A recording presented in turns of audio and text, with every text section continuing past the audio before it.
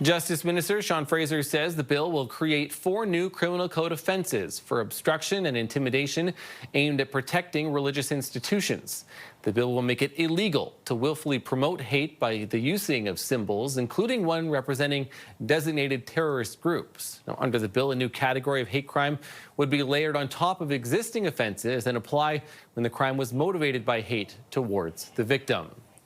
Well, joining us now to talk more about this is Yaser Haddara, the chair of the board at the Canadian Muslim Public Affairs Council. Good morning. Thank you for being here. Good morning. Thank you very much for having me. Yaser, first of all, let me get your reaction to this bill. I know you and your group, among many others, have been calling for something like this for a long time. So after hearing the details yesterday, what do you make of it? Well, we actually haven't been calling for something like this. We think that hate is of all forms should be combated, and that should be done in a way that's comprehensive and cohesive. And this bill doesn't do it. This bill gets it wrong in almost every way.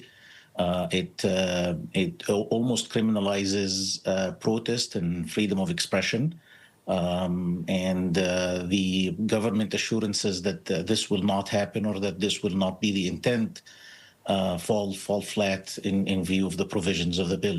So again, expand on that for our viewers too as well. If you're not in favor of this, what in particular is it? You talked about the freedom of expression and the possible creeping on some of those rights. What other issues do you have with this bill?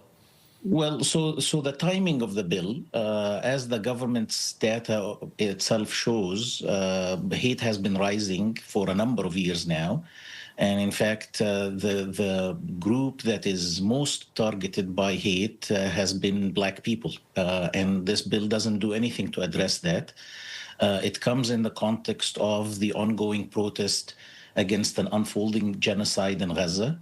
A genocide to which our government's response has been woeful, has been disastrous, to be honest. And instead of the government responding to the criticisms against its weak response, it is seeking to shut down these protests and the voices of the protesters. It removes safeguards like the requirement for the Attorney General to sign off on charges. It puts too much discretion in the hands of the police, and protesters and civil society have a lot of mistrust for the police when it comes to exercising such discretion. Now, there are other groups that have said that that step in particular, the fact that the police had to go to the Attorney General, has held up and has, in some cases and in many cases, not allowed them in order to prosecute some of these offenses that they believe in are hate-related. You would like to see that not happen? I just want to be very clear about that.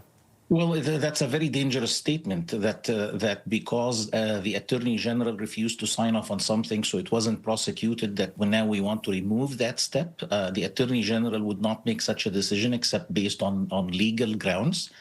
And if the Attorney General is deeming the offense not to be something that should go forward, a charge should not be laid, then that's something that should be heeded. It's not a safeguard that should be removed. It invites a culture of charge first and ask questions later, and we don't want that.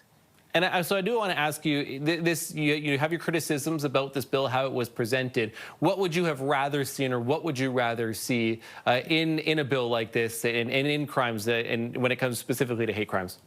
Well, before a bill is introduced, I would want to see that our government and politicians and community leaders are actually making a genuine effort to combat hate. A lot of hate springs from irresponsible rhetoric by our politicians themselves. And before a bill is introduced, I would have liked to have seen a wider consultation of the community and civil society groups, and we haven't seen that. Okay. Yaser Haddara, chair of the board at the Canadian Muslim Public Affairs Council, thank you for your time today. Appreciate this.